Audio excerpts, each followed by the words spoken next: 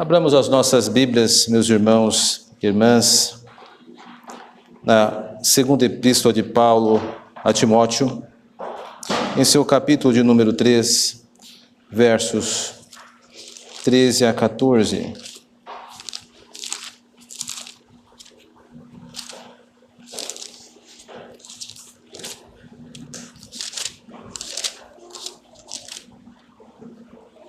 Uma correção, versos 14 e 15. Segunda epístola de Paulo a Timóteo, capítulo 3, versos 14 e 15.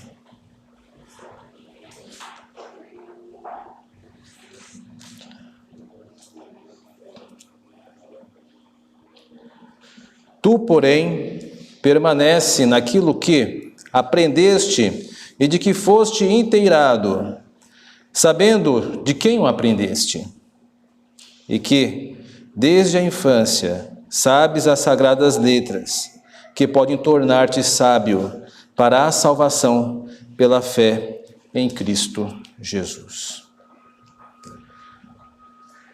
Uma pergunta: sabendo que você tem pouco tempo de vida, quais seriam as suas últimas palavras? Aos seus filhos? Paulo está numa situação parecida com isto. Essa é a sua última carta que ele escreve em vida, endereçada a seu filho na fé, Timóteo. E ele tem no coração algumas palavras para ele, que não é apenas o seu filho na fé, mas também o seu possível sucessor, uma vez que Timóteo foi auxiliar de Paulo em várias viagens missionárias. E Paulo só tem uma palavra para ele, para Timóteo nesse texto: permaneça nas Sagradas Escrituras, permaneça o que aprendeu nas Sagradas Escrituras. Talvez você não tenha refletido isto, mas parece um tanto quanto estranho, talvez, esta pergunta, uma vez que Timóteo deu desde o início da sua jornada testemunho de ter uma fé bastante vibrante. Nós nos lembramos do personagem Timóteo, de como ele aderiu ao trabalho missionário do apóstolo Paulo, a sua segunda viagem, que Paulo está traçando, indo em direção à Europa. Paulo dá uma passada, ou passa ali naquela região da Galácia do Sul, e encontra então Timóteo, que acompanha-o, entusiasmado. E esse Timóteo então começa a crescer na fé e desenvolver o seu ministério como um grande apoiador. Mas nessa última carta, Paulo ainda recomenda a Timóteo esta frase: permaneça nas Sagradas Escrituras. Meus irmãos e irmãs, eu creio que nós não devemos ficar surpresos, não. Porque na história, tanto do Antigo Testamento quanto do Novo Testamento, existem inúmeros exemplos de pessoas que começaram muito bem, mas acabaram, por um motivo ou outro, abandonando a jornada cristã, abandonando a estrada da salvação. No Antigo Testamento, nós podemos nos lembrar de personagens que começaram muito bem, mas sofreram uma grande queda. Temos isso no nosso DNA. Adão, o nosso primeiro pai. Quem foi agraciado como ele? Um homem criado bom, o que para nós é totalmente distinto e diferente. Nós não imaginamos o que é ser alguém bom, porque nós somos maus e más desde o nosso nascimento. Mas uma grande queda sofreu Adão. Começou bom e perfeito e acabou tornando-se imperfeito e conduzindo-nos a uma vida de pecado, ele e todos os seus descendentes. O Novo Testamento também dá inúmeros exemplos, mas vamos ficar no mais vistoso, que é Judas. Judas teve o grande privilégio, que eu acredito que talvez tenha povoado os seus sonhos, assim como povoa os meus, que é ter a grande alegria de caminhar com Cristo em Jerusalém, naquela época. Imagine a alegria de ver o nosso Senhor abrindo os olhos dos cegos, dando audição aos surdos, levantando pessoas que estavam mortas, e Judas partilhou desta grande alegria. Entretanto, o seu fim não foi bom, ele caiu. Começou muito bem, ladeado de nada mais, nada menos de um privilégio que todos nós sonhamos, mas mesmo assim ele sofreu uma queda vistosa. Meus irmãos e irmãs, a vida cristã precisa ser regada de constante vigilância. Devemos desconfiar até mesmo do nosso entusiasmo inicial na fé cristã. Jesus Cristo, ao direcionar as suas palavras aos seus discípulos na parábola da semeadura, ele apresenta que existiam discípulos e discípulas que começaram muito bem, entusiasmados com a fé, receberam a palavra com alegria, mas veio a angústia e a perseguição por causa desta palavra. Então eles abandonaram porque não tinham raízes. Por isso, meus irmãos e irmãs, a preocupação do apóstolo Paulo é muito válida e ela faz eco também para nós. Como podemos permanecer na fé cristã se pessoas que tiveram até mais um começo talvez melhor do que o nosso caíram? Bom, o texto de hoje, Paulo deixa para nós algumas observações que, se nós acolhermos, nós teremos sucesso na nossa carreira cristã. Eu gostaria que você acompanhasse então este sermão, tendo em vista essas 3 observações que o apóstolo Paulo faz para que Timóteo deva permanecer no caminho e com isso nós também aprendamos o que precisamos ter para permanecer no caminho.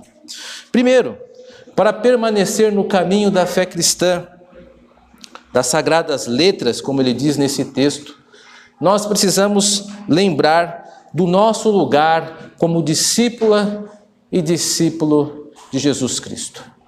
E aonde é este lugar? Veja no início do nosso texto, no verso 14.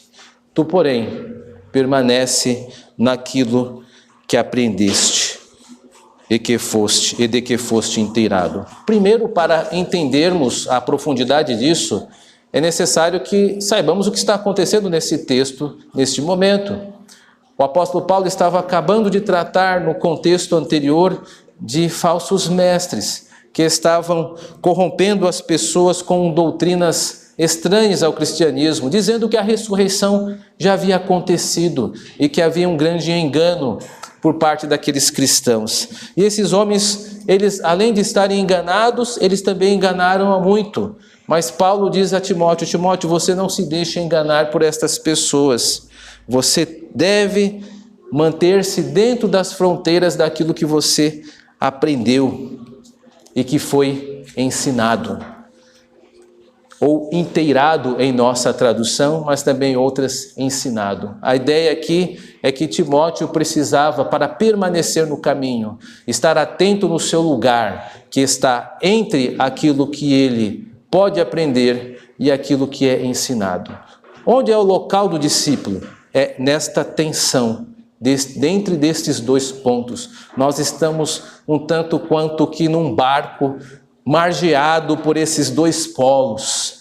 Nós temos de um lado a aprendizagem e do outro lado o ensino. Porque note, são coisas diferentes. Quando eu falo de ensino, eu me refiro àquilo que nós recebemos. Talvez você não se lembre, mas isso significa que nós não temos muito controle sobre aquilo que nós precisamos aprender ou aquilo que nos é ensinado. Por exemplo, tomemos a escola. Você com certeza deve ter aprendido em matemática as equações de 2º grau. Lembra delas? Lembra mesmo? Mas você teve que aprender. Eu falo àqueles que já deixaram a escola há algum tempo, porque foi ensinado a você. Mas nem tudo aquilo que é ensinado nós conseguimos de fato aprender e assentar no coração. Você também deve lembrar-se das aulas de língua portuguesa, das orações coordenadas e subordinadas. Lembra-se dela? Ou delas? Talvez não, mas foi ensinado. Ou seja, todos vocês que experimentaram e passaram pelos ensinos Fundamental 1, Fundamental 2 e Médio, ou antigamente o primário, o secundário, o ginásio e o colegial, vocês tiveram sim o ensino dessas duas disciplinas. Orações subordinadas, coordenadas e equações de segundo grau. Foi ensinado, mas nem tudo que é ensinado é aprendido. Porque um discípulo, a discípula deve ter a clareza disso.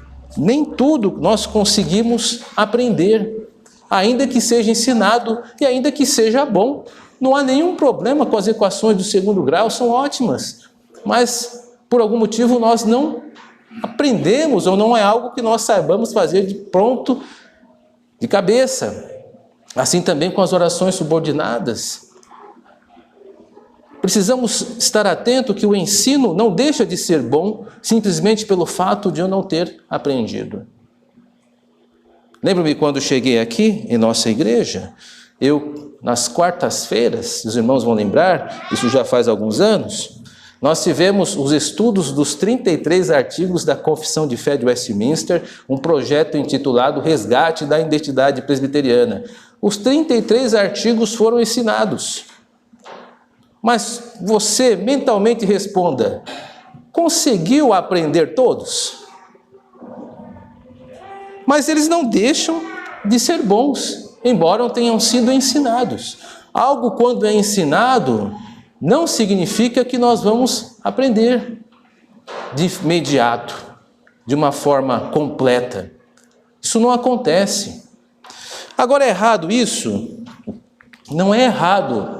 Isso não é bom e nem mal, é um fato. Nós não conseguimos absorver tudo que foi ensinado. Alguns nem lembram da pregação do domingo passado. Não se culpem, eu também não lembro. Eu preciso ler o vídeo que está gravado no YouTube para lembrar de tudo. Qual é o problema disso? Não há nenhum. Mas eu preciso entender que nem tudo que é bom e ensinado eu consigo aprender de primeira ou ter essa ideia reflexiva. Agora eu preciso entender. E isto é importante por quê? Porque quando eu vejo um conteúdo bom, eu não posso desprezá-lo dizendo assim, eu já vi este assunto antes. Já ouvi uma pregação sobre a segunda epístola de Timóteo, no seu capítulo 3, versos 14 e 15. Eu já conheço tudo disso. Não, essa não é a atitude correta do discípulo, da discípula. Não é porque foi ensinado uma vez que de fato você aprendeu. Nós devemos estar conscientes que nós não conseguimos enraizar tudo de uma só vez. Foi ensinado, foi bom, mas nós não conseguimos aprender. Mas por que tudo isso acontece? Existem vários fatores, mas um dos principais é que nós temos uma mente muito conteudista.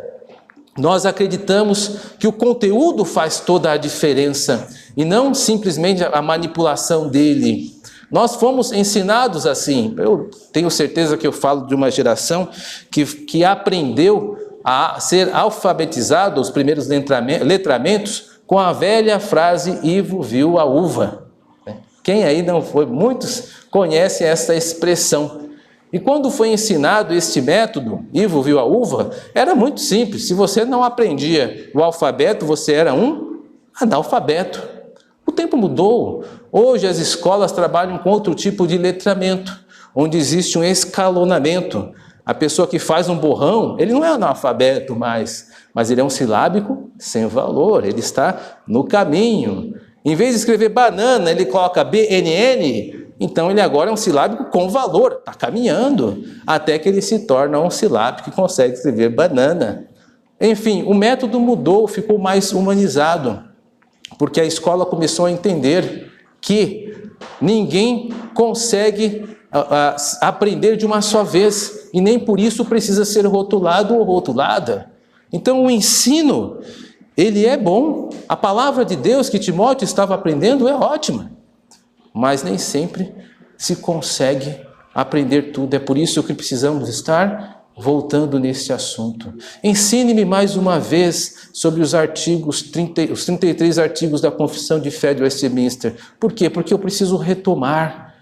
porque eu não conseguia aprender, porque aprender é diferente de ser ensinado. Eu fui ensinado algumas vezes, mas houve nuances que eu perdi, houve algum momento em que eu desviei o olhar para outra coisa e não consegui aprender. Por isso, ser discípulo é estar atento de que eu recebo bom ensino, mas que eu posso talvez não aprender como devo aprender.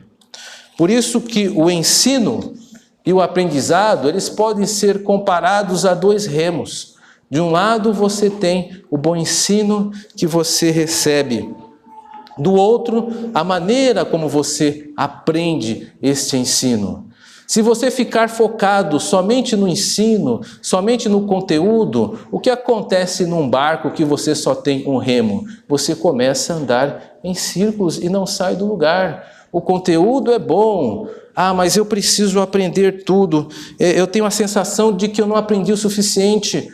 Eu preciso voltar sempre. Calma, o conteúdo ele é bom, mas você precisa focar não só no ensino, mas também em como você aprende, em como você está absorvendo. E aí você vai usar o outro remo. Agora, se eu focar apenas em como eu aprendo, em como eu consigo aprender alguma coisa, em mim mesmo, eu acabo perdendo o olhar do todo do conteúdo também. Então, para que nós possamos avançar como discípulos e discípulas, precisamos de um bom conteúdo. E Timóteo tinha isso. E estar atento à sua aprendizagem, em como ele precisa. E aí ele vai avançar e permanecer.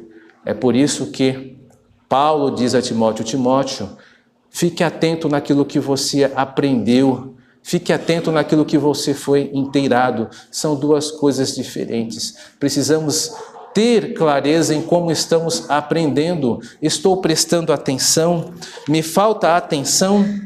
Eu preciso me dedicar mais tempo a este assunto?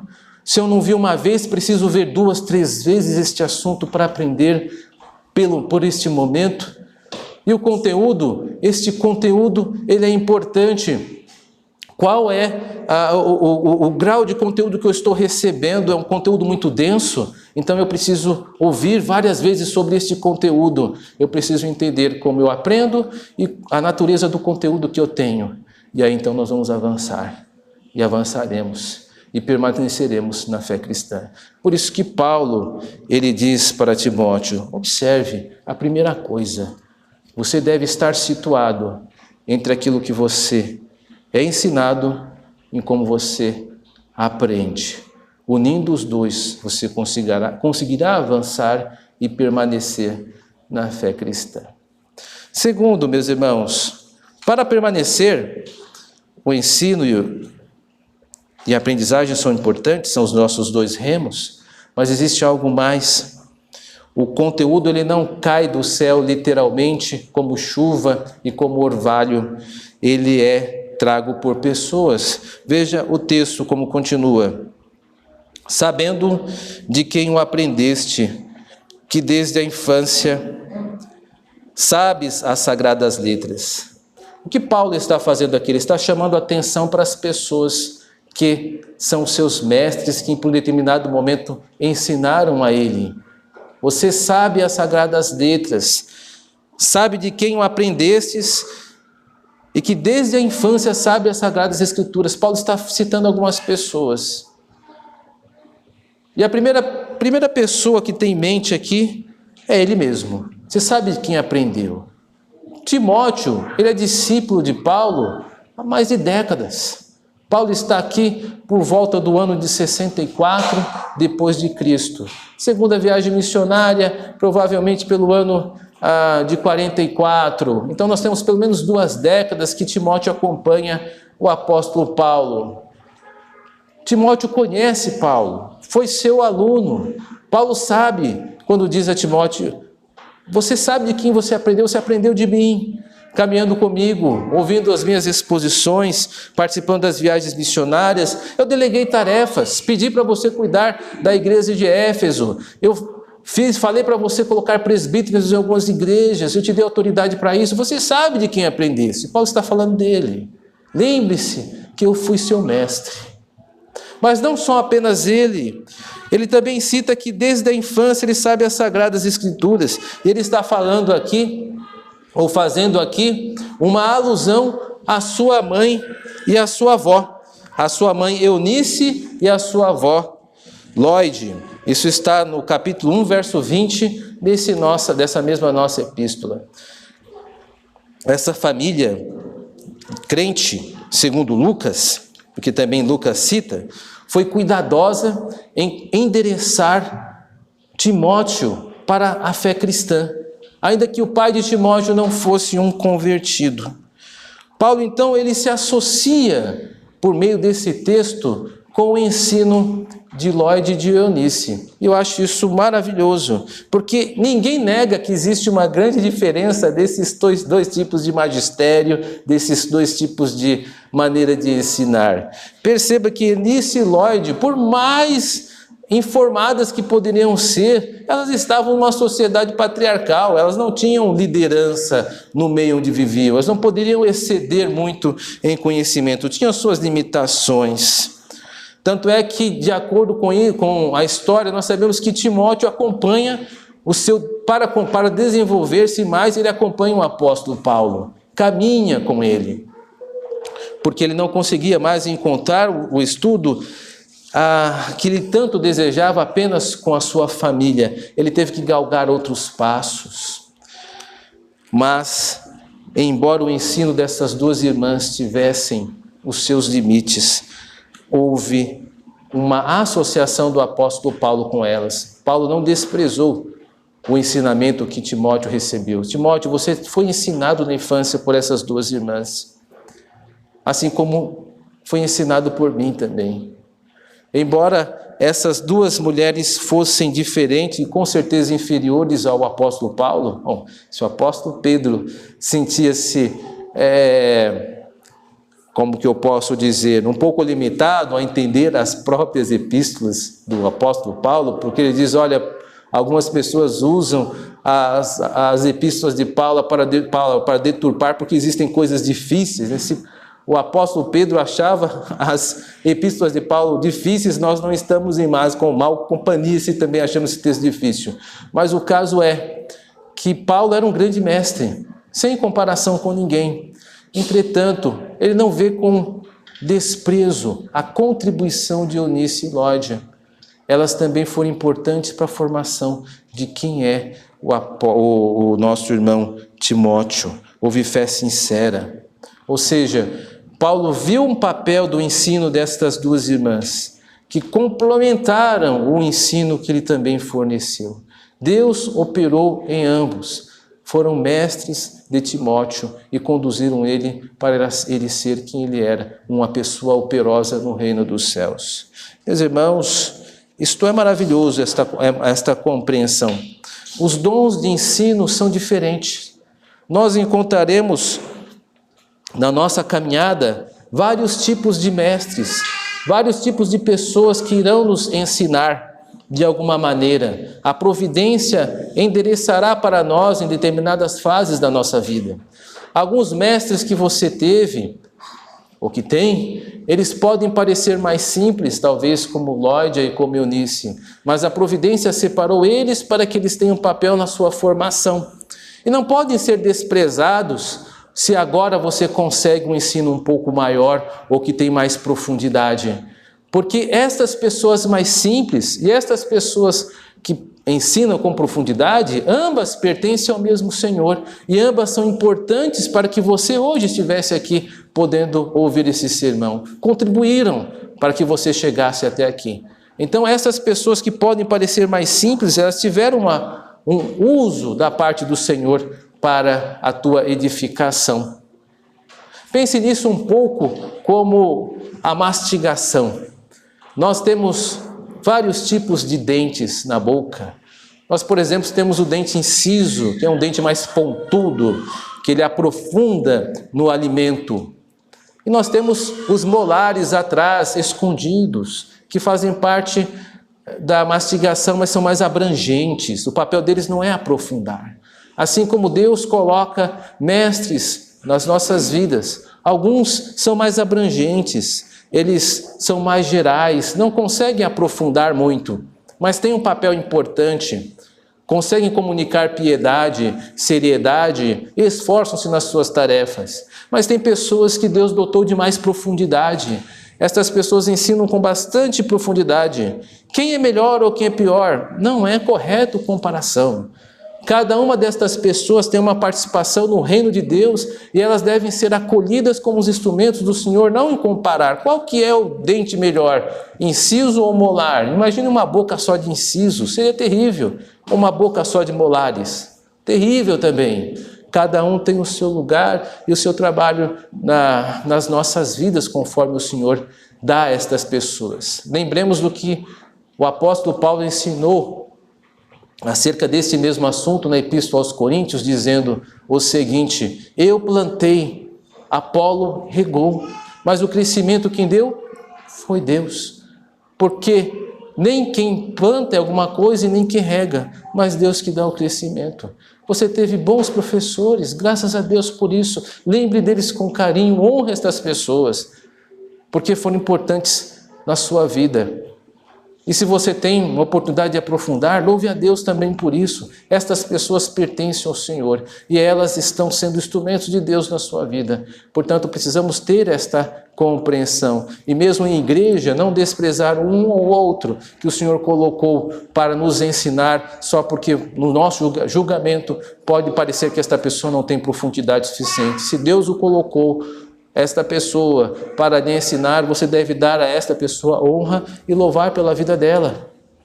Essa é a ação da igreja, acolher os dons que o Senhor manifesta em nosso meio, sejam eles de que natureza for, mais profundos ou mais gerais. Paulo fez isso. Ele ensinou dizendo a Timóteo: Timóteo, para permanecer, lembre-se da participação, minha participação na tua fé, profunda, frutuosa, mas também lembre da base, que quem te deu foi Eunice e Lode. Fazendo assim, relembrando e rememorando estas coisas, você há de permanecer no caminho. E por fim, para permanecer, nós precisamos lembrar do lugar do conteúdo. Veja, nós vimos que nós precisamos estar atento tanto na aprendizagem quanto naquilo que é ensinado. Tanto nos nossos mestres de formação básica ou mestres que podem nos aprofundar. Mas agora nós precisamos lembrar do nosso objetivo maior, que é acolher todo o conteúdo. Precisamos ser sábios e sábias neste conteúdo que o Senhor nos concede. Veja como o texto continua. Que podem, isso já está no verso 15, que podem tornar-te sábio para a salvação pela fé em Jesus Cristo. Ou seja, a lembrar destas pessoas, daquilo que foi aprendido por eles, pode nos tornar mais sábios na salvação em Jesus Cristo. Vamos começar pela palavra sábio. Como é que nós podemos alcançar a sabedoria? Como nós podemos ser sábios? Você considera-se uma pessoa sábia? Ou considera alguém sábio? Como é esta pessoa? Bom, nós precisamos ver o que a Bíblia diz acerca da sabedoria. E nada melhor do que olhar para o homem que foi considerado o mais sábio nas histórias das Escrituras, à exceção de Jesus Cristo. Foi Salomão. Salomão foi considerado o homem mais sábio, porque Deus disse que ele era o mais sábio. Então, ele foi o homem mais sábio, porque Deus determinou isso. E como é que ele chegou a ser sábio? Ele fala um pouco do processo. Isso está lá em Eclesiastes, em seu capítulo 1, verso 13, que nós não precisamos ver agora. Eu vou ler e depois você veja em casa. Salomão, que escreveu o livro de Eclesiastes, disse o seguinte: apliquei meu coração a esquadrinhar e informar-me com sabedoria de tudo quanto sucede debaixo do céu. Como é que Salomão ficou sábio? Estudando, aplicando tempo, investindo tempo, lendo, dedicando-se. Foi assim que ele se tornou sábio. Aí você talvez levante a mão em protesto. Espere um pouco. Lá no livro de Reis, no seu capítulo 3, num sonho, Deus disse que faria de Salomão um homem sábio. Sim, disse mesmo. Mas ele não disse como faria. Salomão tornou-se sábio através do estudo. Deus não deu a Salomão um grande download, né? Sabe o que é o download, né? Eu acredito que todos nós aqui estejamos inteirados com essa linguagem informática. Eu ainda sou um estrangeiro nesse terreno, né? Sou mais analógico, né, do que informatizado, mas deixemos as minhas coisas arcaicas de lado, divago. A questão aqui é que Deus não deu a sabedoria para Salomão como um pacote completo, como um tipo de carrinho de rolimã, como uma batedeira. Toma aqui sabedoria e é um pacote. Deus deu a Salomão o desejo de aprender, o prazer em aprender. E quando você tem desejo de aprender, prazer em aprender, ninguém te segura. Você vai fazer isso porque você vai exalar interesse. Você vai ler o rótulo de um remédio, vai encontrar conhecimento, vai se deleitar. Olha só a fórmula, como foi bem escrita. Olha a bula só desse remédio. Veja só, eles estão até melhorando a redação. Você vai trafegar, porque você gosta de aprender, você gosta do ensino. Então foi isso que Deus deu a Salomão, um grande desejo pelo conhecimento, e que ele se debruçou em fazê-lo, investiu nisso em seu reino, fazendo intercâmbios, buscando pessoas para palestrarem para ele, estrangeiros, e fez tudo o que pôde com os recursos que dispunha, e tornou-se um homem mais sábio. A sabedoria não bateu na porta dele lá e simplesmente entrou. Ele teve que estudar, se dedicar, e Deus abençoou, lhe dando fome e sede de estudo e também condições pela providência de alcançar conhecimento. Ele se tornou um homem sábio. Portanto, a sabedoria, meus irmãos e irmãs, precisa ser desejada, ser buscada, precisa ser conquistada. Nós precisamos desejar ser sábios na salvação, sábios em Jesus Cristo. O mundo oferece inúmeros tipos de sabedoria e algumas são muito sedutoras e atrativas. Mas a verdadeira sabedoria, a que nos interessa, é a sabedoria das coisas do céu.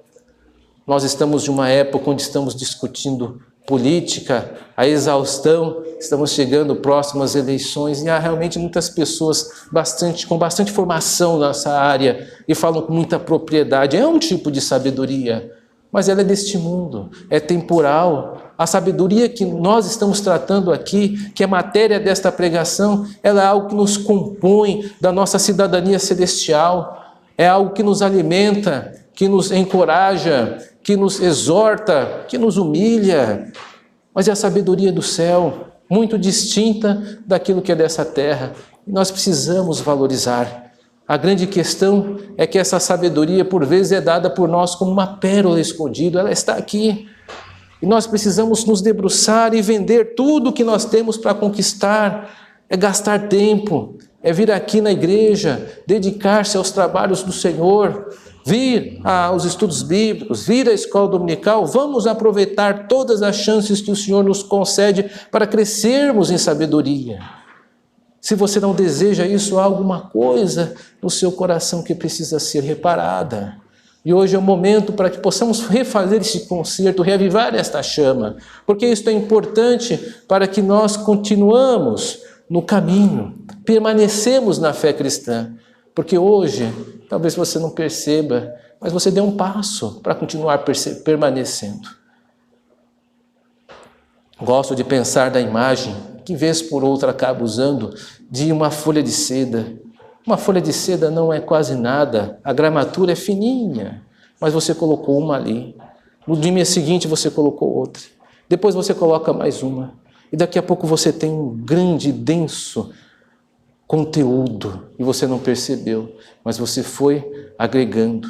Como uma planta, você foi descendo as suas raízes. Hoje, talvez você não perceba, mas a tempestade virá, os infortúnios desta terra vão nos alcançar, os ventos virão, E de alguma maneira, você que investiu no seu crescimento não será levado pelos grandes ventos que com certeza, vez por outra, vêm, as decepções, as frustrações, as perseguições, os desafios da vida que nós estamos enfrentando. Tudo isso vai tentar mexer com você, mas você é uma pessoa que se enraizou, se aprofundou, você permaneceu, você teve cuidado com a tua aprendizagem, com o ensino que recebeu, você valorizou a contribuição dos teus mestres, você tem buscado ser sábio, você há de permanecer nos caminhos do Senhor, há de ir até o fim, porque isso tudo são os cuidados do grande agricultor celeste conosco.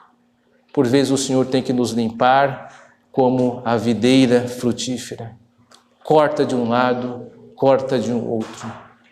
É um processo doloroso e de subtração, mas necessário, para que possamos, depois de limpos, frutificar para o Senhor. Eu me dirijo àqueles a qual o Senhor tem plantado e cultivado. Vocês, pessoas que têm caminhado com o Senhor, continuem firmes no caminho do Senhor. Não se deixem abalar pelas dificuldades desta vida, que não são poucas. Já tem agregado com seus 2 remos, você tem transitado neste rio, neste curso que vai até Jerusalém Celestial. Continue firme, não se desanime. Alguns, infelizmente, estão se deixando abater, mas seja forte e fortaleça também aqueles que estão ao seu lado. Procure orar por estas pessoas. Nós somos a família da fé, precisamos mutuamente nos apoiar. E se Deus quiser, nós chegaremos todos juntos. Há uma frase que eu quero terminar esse sermão com ela, que gosto muito e que vez por outra cito. Sozinho, você pode pensar que vai mais rápido, mas juntos nós vamos mais longe. Nós precisamos estar juntos. Estamos juntos nesta empreitada, caminhando juntos, você e eu. E se Deus quiser, nós estaremos lá na Jerusalém Celestial, louvando a Deus, porque nós permanecemos até o fim. Que Deus nos abençoe. Amém.